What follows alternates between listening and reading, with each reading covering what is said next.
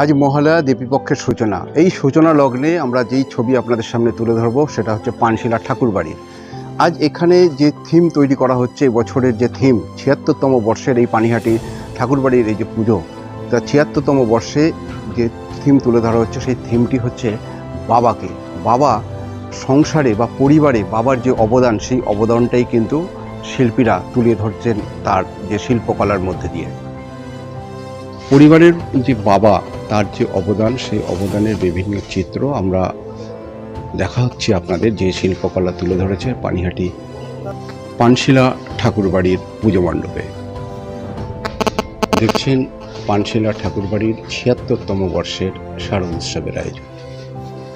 কোনো বাবা কৃষক, কোনো বাবা আবার রিক্সা চালক, কেউ বা রাজমিস্ত্রি, কেউ আবার মুঠে বা কুলি, এভাবেই সংসার প্রতিপালন করেন বাবারা। বাবাদের কাছে তাদের প্রিয় সন্তানরা কতটা আপন, কতটা নিবিড় তাদের সম্পর্ক, সেই সম্পর্কই কিন্তু শিল্পী তুলে ধরছেন তার এই যে শিল্পকলা, এই শিল্পকলার মধ্যে দিয়ে। ছেলেবেলায় বাবার সাথে সেই আনন্দের মুহূর্ত, জীবনের প্রথম জুতোর ফিতে বাঁধাটাও শেখান সেই বাবা। ছেলেবেলায় যখন প্রথম কলম এবং খাতা হাতে পাওয়া যায়, সেই প্রথম অক্ষরটাও লিখতে শেখান বাবা। প্রত্যেকটি সন্তানের স্কুলের প্রথম যাওয়ার দিনটি বাবার কাছে অতি আনন্দের, অতি গৌরবের। সমাজের প্রতি সব মানুষের যে দায়বদ্ধতা, সেই দায়বদ্ধতার কথাও মনে করিয়ে দেন বাবা। অবসর সময় গল্পের বই পড়ে নিজেদের মনোরঞ্জন করার যে পথ, সেই পথেও কিন্তু বাবাই প্রথম বন্ধু। সাইকেল চালানো প্রত্যেকটি মানুষের একটি নিত্য নৈমিত্তিক প্রয়োজন। সাইকেলের প্রথম হ্যান্ডেলটিও ধরায় বাবা। বিভিন্ন রূপে বাবার বিভিন্ন চিত্র তুলে ধরেছেন পানশিলা সার্বজনীন দুর্গা উৎসব কমিটি। দীপাবলি বা আনন্দ উৎসবেও বাবা থাকেন সন্তানদের প্রথম বন্ধু। বৃদ্ধ বয়সেও বাবাকে চিরকাল স্মরণ করে, চিরদিন স্মরণীয় হয়ে থাকে প্রত্যেকটি সন্তানের কাছে তার বাবা। সর্বোপরি বলা যায়, পিতা সর্ব পিতা ধর্ম, পিতা হি পরমন্তপ, পিতরি পিতিমা পর্ণে প্রিয়ন্তে সর্বদেবতা। পানশিলা ঠাকুরবাড়ির এই যে মায়ের চক্ষুদান, সেই চক্ষুদানের অনুষ্ঠানে কিন্তু এই বিরল স্মৃতি ধরে রাখতে কিন্তু স্থানীয় মানুষজন তারা তাদের যে মুঠোফোন, সেই মুঠোফোনে কিন্তু বন্দি করে রাখছেন এই চিত্র, যেখানে মায়ের চক্ষুদান পর্ব চলছে। শিল্পী তার যে তুলির টান, সেই তুলির টান দিয়ে কিন্তু মায়ের চক্ষুদান পর্ব শুরু করেছেন। দেখছেন শিল্পী তার যে তুলির টান দিয়ে কিন্তু মায়ের যে চক্ষুদান, সেই চক্ষুদান পর্ব এই মুহূর্তে চলছে পানশিলা ঠাকুরবাড়ির ৭৬তম বর্ষের এই যে শারদ উৎসবের যে আয়োজন, সেই আয়োজনে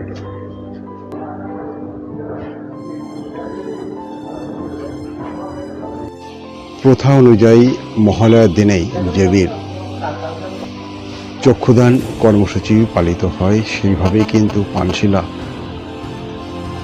ঠাকুরবাড়ির পক্ষ থেকেও এই যে পুজো মণ্ডপে যে দেবীর মূর্তি করা হচ্ছে, সেখানে কিন্তু দেখা যাচ্ছে দেবীর চক্ষুদান পর্ব, সেই পর্ব কিন্তু ইতিমধ্যেই শুরু হয়েছে। শিল্পী তার হাতের ছোঁয়ায় এই পর্ব এখানে সম্পন্ন করছেন। পানশিলা ঠাকুরবাড়ির পুজো মণ্ডপে যখন মায়ের চক্ষুদান হচ্ছে, সে সময় কিন্তু অঞ্চলের বহু মানুষ, আবাল বৃদ্ধ বনিতা, সমস্ত বয়সের মানুষ কিন্তু ভিড় জমিয়েছে। আমরা কথা বলবো এমনই যে স্থানীয় যারা রয়েছেন তাদের সঙ্গে, তাদের অনুভূতি কি সেই বিষয়ে আমরা জানবো। আগেরবারেও হয়েছিল আমাদের পুজোর রাজসিক দৃষ্টি, প্রচুর লোক এসেছিল। এবারেও প্রচুর লোক আসবেন। ইতিমধ্যে আমাদের এখানে দেখতে অনেক লোক এসছেন, অনেক মিডিয়া এসছেন, অনেক লোক এসেছিলেন। আমাদের আজকে মায়ের চক্ষুদান হবে, চক্ষুদানের মধ্যে দিয়ে পুজোটা শুরু হবে। আগেরবারে হয়েছিল রাজসিক দৃষ্টি, এবারে আমাদের শ্রীচরণেশু বাবাদের প্রতি একটি ট্রিবিউট। ভীষণ গর্বিত, মানে একটা জেলা স্তরের পুজো যে এরকম কলকাতা স্তরে যেতে পারে এবং এতটা বেশি প্রচার পেতে পারে, এটা আমাদের কল্পনারও বাইরে। আমরা আগেরবারও থিম করেছিলাম এবং সেটাও যথেষ্ট সাড়া ফেলেছিল, কিন্তু এবারে আমরা মানে আমাদের যে থিমটা আছে সেটা খুবই এক্সক্লুসিভ এবং মানে আমরা আমাদের বাবাদের প্রতি ট্রিবিউট জানাচ্ছি। এটা যেমন এক্সক্লুসিভ একটা ব্যাপার এবং এটা যে এতটা সাড়া ফেলেছে, এত লোক আসছেন, ইতিমধ্যে মানে হাজার হাজার লোক দেখে গেছে শুধু পুজোটা কেমন হচ্ছে, তো খুব ভালো লাগছে, আমরা খুব গর্বিত। আজ মায়ের চক্ষুদান। অনুভূতি অসাধারণ, মানে মনে হচ্ছে যেন পুজোটা আজকেই শুরু হয়ে গেল আমাদের জন্য। তো মায়ের চক্ষুদান দিয়ে আমাদের পুজো শুরু। অ্যাকচুয়ালি খুঁটি পুজো হয়ে গেছে, তখন মনে হচ্ছিল পুজোটা শুরু হলো, তবে আজ মনে হচ্ছে মা চলে এসেছেন আমাদের মাঝে, খুব ভালো লাগছে। যার মস্তিষ্ক প্রসূত এই যে শ্রীচরণেষু এই যে থিম, এই থিম ভাবনা যার মাথা থেকে উঠে এসছে, সেই শিল্পী পার্থ মাইতি, তার অনুভূতি, তার যে শিল্পকলা, কেন এই থিম, সমস্ত বিষয় জানবো। আমরা সরাসরি যাব পার্থ মাইতির কাছে। আপনার চ্যানেলকেও ধন্যবাদ যে আপনারা পাশে আছেন, আমার পুজোটাকে, আমার কাজকে সবার সামনে তুলে ধরছেন। পানশিলা ঠাকুরবাড়ি এবছর ৭৬ বর্ষের এই কাজটা যখন আমি স্টার্ট করি, 1 বছর আগে কথাবার্তা হয়, একটু অন্য ঘরানার কাজ এনারা চাইছিলেন। থ্যাঙ্কস টু অল পানশিলা ঠাকুরবাড়ির সদস্যদের, অবশ্যই স্পেশালি সঞ্জয় গাঙ্গুলি স্যারের হাত ধরে আমি এসেছি। এনাদের একটু অন্য ঘরানার কাজ দরকার ছিল। আমারও একটা ইচ্ছে ছিল যে জেলা স্তরে একটু অন্য ঘরানায় কাজ করি। প্রচুর রেপ্লিকা, মন্দির, জমিদার বাড়ি, ব্লু টেম্পল অনেক করেছি। একটু অন্য ধরনের কাজ আমার ইচ্ছে ছিল। আর একটা এই কাজটা আমার সঙ্গে একটু আর্থিকভাবে জড়িয়ে আছে। বাবাকে হারিয়েছি প্যান্ডেল শুরু করতে গিয়ে। বাবা ক্যান্সার ছিলেন। বাবা আমাকে কাকতালীয়ভাবে একটা কর্মকর্তা আসে, বাবা বলে মণ্ডপ করতে হবে। মণ্ডপ করবো জীবনে ভাবিনি। সে মণ্ডপে জার্নি, আপনাদের আশীর্বাদ, ভালোবাসা, প্রচুর মানুষের ভালোবাসা, আশীর্বাদ বিগত বছর ধরে পেয়েছি। তারা দেখতে আসবেন। আমি এবছর আমার বাবা সহ পৃথিবীর সমস্ত বাবাকে ট্রিবিউট জানানোর কাজ করছি। এখানেও একটা বাবার জার্নি দেখাচ্ছি। একটা শক্ত মানুষ, পরিশ্রমিক মানুষ, ঘাম ঝরানো মানুষ রিক্সা টানছেন, তার ফ্যামিলিকে নিয়ে যাচ্ছেন, সেখানে মা বিরাজমান তার সন্তানদের নিয়ে। এইভাবে ঠাকুরটাকে ভাবা, খুব অসাধারণ প্রতিমা। তার সঙ্গে অবশ্যই দীপময়দার কথা বলবো।